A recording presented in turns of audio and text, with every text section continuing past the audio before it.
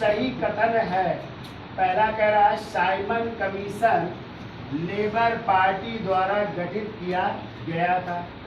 दूसरा है Simon commission के गठन की घोषणा ब्रिटिश प्रधानमंत्री चर्चिल द्वारा की गई थी। ये क्वेश्चन है।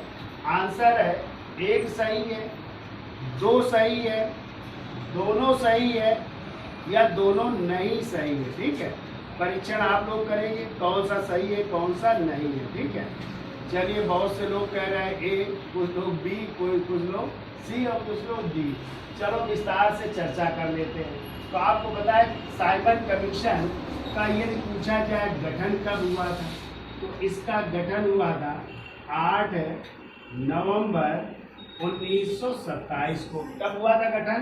8 नवंबर। और यदि आ जाए ये भारत कब आया, तो भारत आ रहा है 3 फरवरी 1928 को। कहाँ उतरा था? बम्बई में। ठीक है, कह रहा है जब साइमन कमीशन का गठन हुआ उस समय लेबर पार्टी की सरकार थी, तो ये गलत है।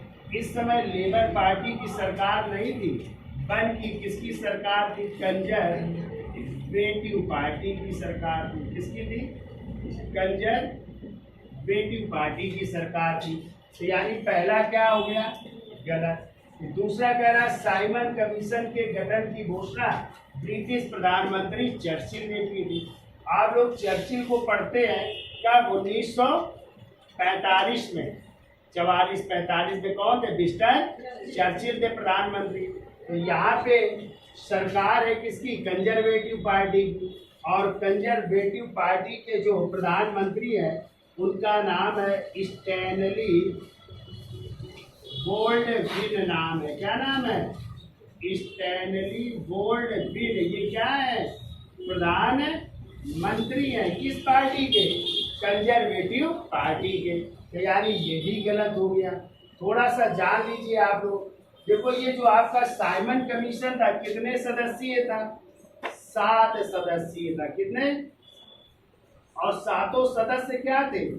अंग्रेज थे। इसलिए जो है इसे किस नाम से जानते हैं?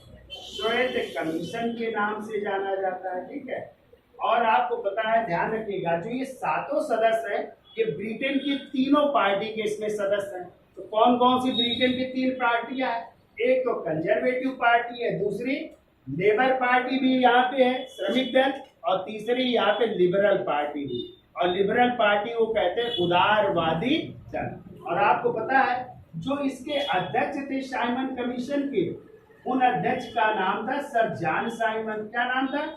Sir John Simon. अब ये क्वेश्चन ये भी आ सकता है जो इस साइमन कमीशन के अध्यक्ष थे सर जॉन साइमन, वो किस पार्टी से थे? ठीक है, क्या वो कंजर्वेटिव से थे जिसकी सरकार थी? क्या वो लेबर पार्टी से थे? नहीं, इससे नहीं थे, बल्कि वो थे लिबरल पार्टी के। किस पार्टी के थे?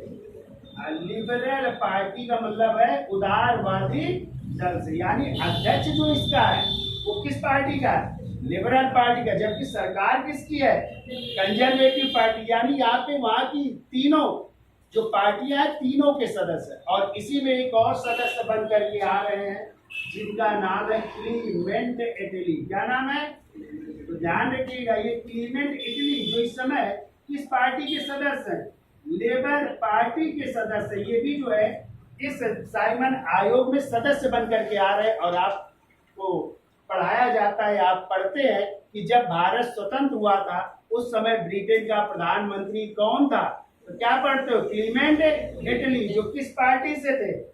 तो यानी आगे चल करके ये क्लीमेंट एटली क्या बनते हैं? ब्रिटेन के प्रधानमंत्री भी बनते हैं। ठीक है, तो इस तरह ये दोनों आंसर क्या हो जाएंगे? गलत होंगे।